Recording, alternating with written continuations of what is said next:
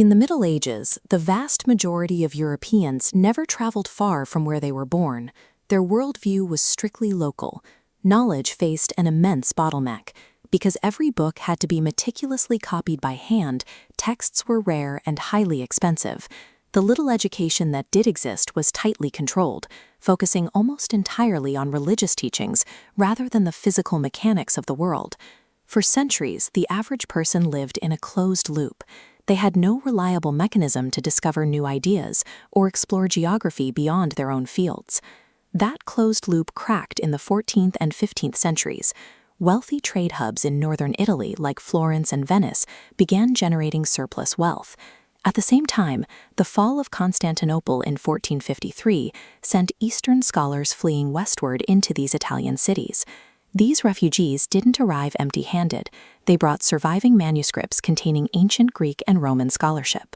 Suddenly, mathematical, scientific, and philosophical texts that had been lost to Western Europe for centuries were back in circulation. Reading these ancient texts acted as a catalyst.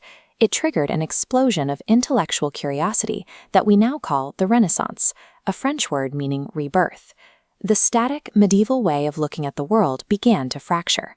This curiosity crystallized into an intellectual movement called humanism. Instead of focusing exclusively on the divine, humanists argued that studying history, literature, and the natural world could help people reach their full potential. They emphasized close observation and critical thinking. When people look closer at the natural world, they want to see it represented accurately. Artists like Leonardo da Vinci and Michelangelo discarded the flat, heavily symbolic style of medieval painting. To capture the physical world exactly as it appeared, painters engineered new visual techniques. They studied anatomical proportions, mapped out realistic lighting, and developed linear perspective, a mathematical system used to create the illusion of three-dimensional depth on a two-dimensional surface. Through humanism and highly realistic art, humanity turned its attention inward. They were finally examining the mechanics of their own bodies and the physical environment right in front of them. To scale these ideas across a continent, Europe needed a technological breakthrough. Around 1450, Johannes Gutenberg developed a practical, movable-type printing press. A single printing press could churn out more books in a few months than an entire room of scribes could copy in years. Because books were now cheaper and faster to manufacture, literacy expanded. New scientific observations, ancient classical philosophy, and political arguments could cross borders in a matter of weeks. Information was no longer the exclusive property of wealthy nobles or the church. The societal horizon stretched wide open as knowledge became a mass commodity. With minds and society expanding, European kingdoms turned their ambition toward the map. Driven by intense economic competition, they sought direct, highly profitable sea routes to Asian spice markets. Navigating open oceans required serious hardware. European sailors adopted and refined tools that relied heavily on earlier Asian and Islamic scientific breakthroughs, like the magnetic compass and the astrolabe, a brass instrument used to calculate latitude from the stars. Equipped with these tools, sailors pushed past familiar waters. In 1498, Vasco da Gama charted a path around the southern tip of Africa to reach India.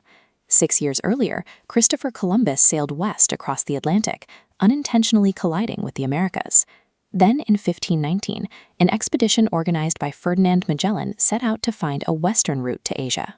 Though Magellan died on the journey, one of his ships survived to complete the first full circumnavigation of the Earth.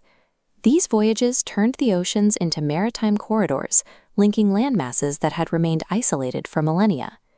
By measuring the true physical dimensions of the globe, explorers permanently shattered the geographic limits of the Middle Ages.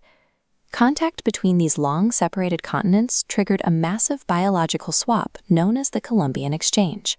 Plants, animals, and populations began crossing the oceans in every direction. This exchange rewired global agriculture. European ships carried American crops like maize back across the Atlantic, where it was adopted across European and African farms. They also exported the potato. Because it was dense in calories and easy to grow in poor soils, the potato stabilized food supplies, fueled massive population growth, and quickly became a dietary staple across Europe and Asia. By moving these high-yield crops around the planet, empires established the foundations of the first modern, intercontinental trade networks.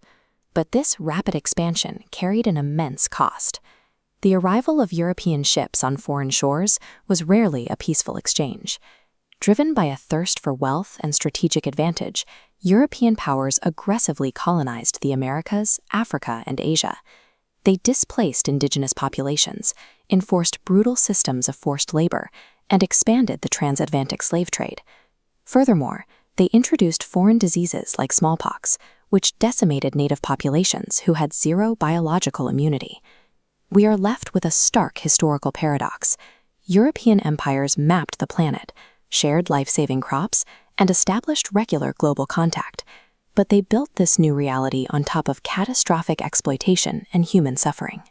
By breaking the limits of art, information, and geography, the Renaissance and Age of Discovery permanently linked the planet's economies and cultures, establishing the interconnected world we still inhabit today.